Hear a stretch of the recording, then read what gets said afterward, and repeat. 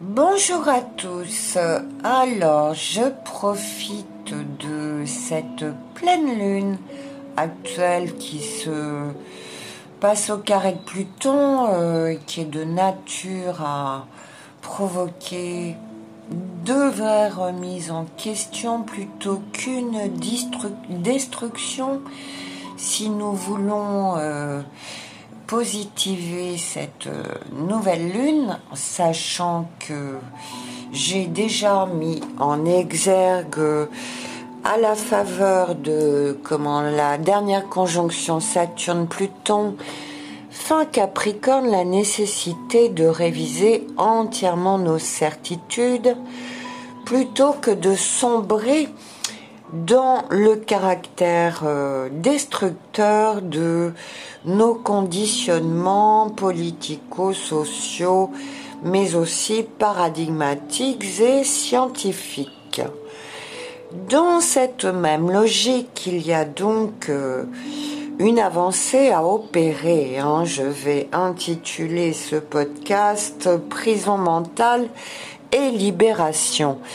Parce que s'il y a un aspect positif à cette crise que je le rappelle, j'ai annoncé et avec le PDF Coronavirus chronique d'une crise annoncée, où je n'ai cessé de rappeler que l'astrologie était auparavant enseignée aux médecins, qu'elle a été la première victime des jésuites Illuminati qui l'ont évincée de l'université sous Colbert, et de la nécessité de la respecter et de revenir à nos fondamentaux, lesquels pour nous astrologues sont géocentriques et non pas héliocentriques. Et donc les bonnes questions à se poser de mon point de vue est plutôt d'essayer de comprendre pourquoi nous avons ces fondamentaux qui permettent à la science actuelle de la discréditer en la prétendant non scientifique.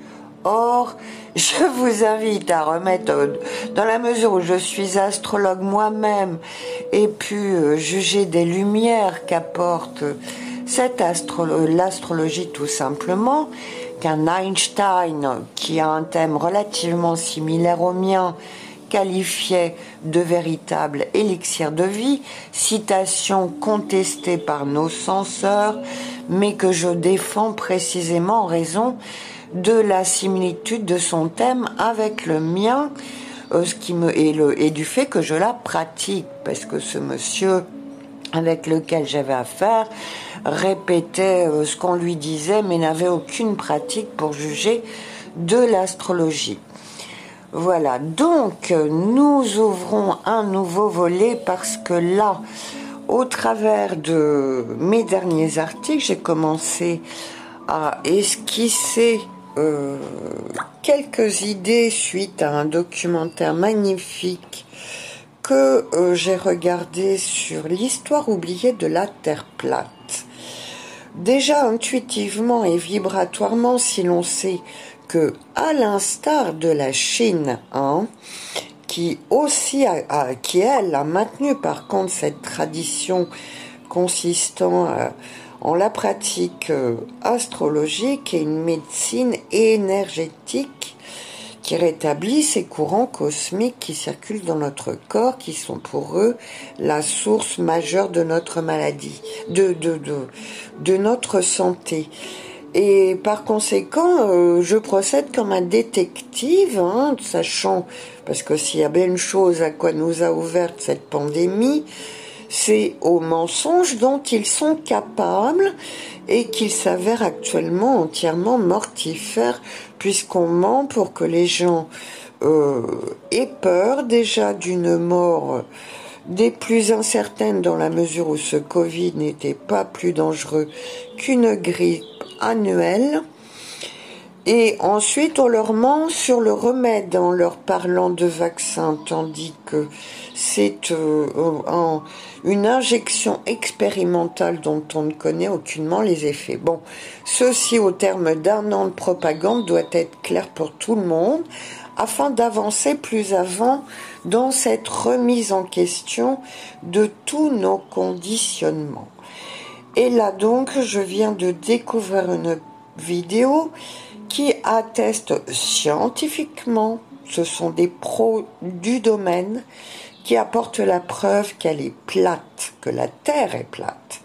Bien entendu, c'est une complète remise en question qui nous oblige à revoir entièrement tous nos paradigmes et concepts scientifiques.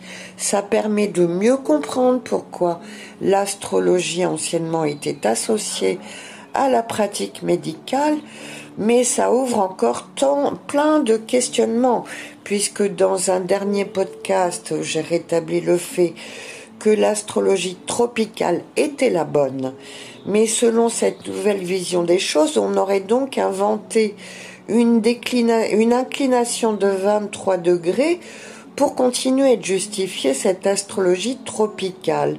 Si la Terre est plate, nous n'avons plus une telle inclination à prendre en considération. Par conséquent, même pour l'astrologue, ça remet en question sa pratique même. Non pas l'astrologie tropicale qui justement garde ce fondement qui se justifie puisque toute la symbolique des astres est liée à cette course des saisons et des cycles du vivant sur cette terre. Donc il faut croire que les astrologues dans l'histoire ont réajusté les choses pour s'adapter au mensonge d'une terre ronde, puisque auparavant on savait qu'elle était plate, et le documentaire que je cite et que j'ai publié en parle et évoque cette ancienne civilisation qui savait ces choses et où tout était organisé en conséquence, notamment l'énergie libre, l'énergie électrique. Donc voyez qu'il s'agit là d'une véritable révolution conceptuelle remettant entièrement en question nos paradigmes.